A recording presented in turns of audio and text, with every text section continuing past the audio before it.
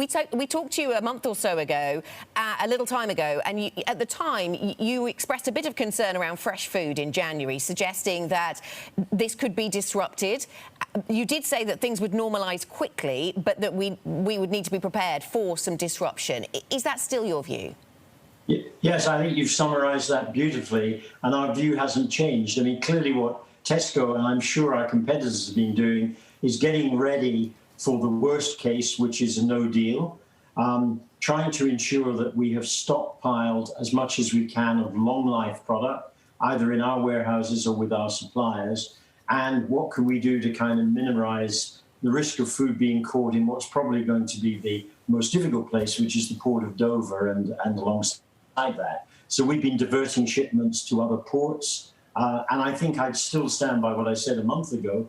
I think we may see some short-term disruption. We may see some shortages of fresh foods, particularly short-life fresh foods. I think that'll only be for a limited period, perhaps a month or two, before we get back to normal. But of course, there are going to be other impacts as well. If we leave on a no-deal basis, there will be tariffs, and those tariffs can be quite substantial on some food items. So those almost inevitably are going to lead to higher prices. And I think if we go out on a no-deal basis, that's unavoidable.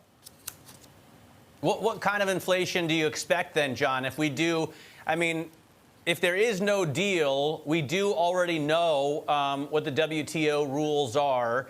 Having looked at those, I'm sure, what's the ballpark figure of inflation you're expecting British consumers to be facing? I think it's low to mid single digits overall, but of course it depends enormously on what you buy, because some of the tariffs on imported dairy products, French cheeses, for instance, can be as high as 40% plus. So there are very high tariffs on some items, much lower on others. If you eat a lot of UK-produced food, it will have less impact. But our estimate would be somewhere in the low to mid single digits, say 3 to 5%. You're the biggest, Tesco is the biggest grocery business in Northern Ireland. You've talked about concerns around Dover, John. How concerned are you around food getting from Great Britain to Northern Ireland, given the uncertainty still around how that relationship is going to work and be policed?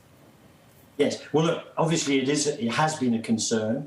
This agreement that was arrived at yesterday, we don't fully understand the implications of that, but between the UK and the EU, but that may be helpful. But we are prepared in any instance, if we have to provide statutory declarations on food that's being shipped from Great Britain to Northern Ireland. You know, we will have vets in our distribution depots in order to certify that food and so on. So I think we can manage it. It will add a bit of cost, but you know, that's life. So I don't think there's any reason at all for any consumer to panic or to panic buy at the moment. You know, there's still going to be plenty of food in the UK. There may be just a slightly restricted choice for a period of time. Sticking with the Northern Ireland perspective, John, the Food and Drink Federation said that 40% of their members who do business with Northern Ireland have decided to either cut back or pause or stop moving food and drink to Northern Ireland. Is that something, I assume you're not doing that, but are you seeing that in the broader conversation about food getting into Northern Ireland? Yes, I know that some suppliers of ours for whom Northern Ireland is a very small part of their business are worried about this. They may get more relaxed once we get into it. So in some cases, they will now be shipping food through our distribution depots, but we will be keeping our Northern Ireland stores, and we are the largest supermarket chain in Northern Ireland, fully stocked of everything that's available to us in the UK. So there's no reason, I think, to feel that our Northern Ireland stores will suffer disproportionately any worse than the rest of the United Kingdom.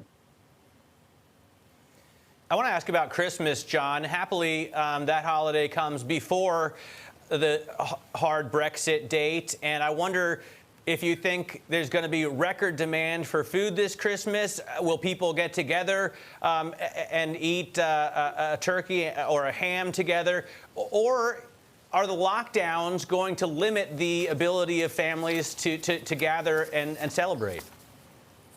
Well, obviously it will have some impact on that, although the restrictions have been to a limited extent, lifted over the Christmas period. We think people will still celebrate Christmas, but they may do it in a slightly different way, in smaller groups, in order to comply with government regulations. And to that extent, we would anticipate, for example, more demand for smaller turkeys as opposed to larger turkeys. And as far as we can, we, and I'm sure other supermarkets, are attempting to cater to that.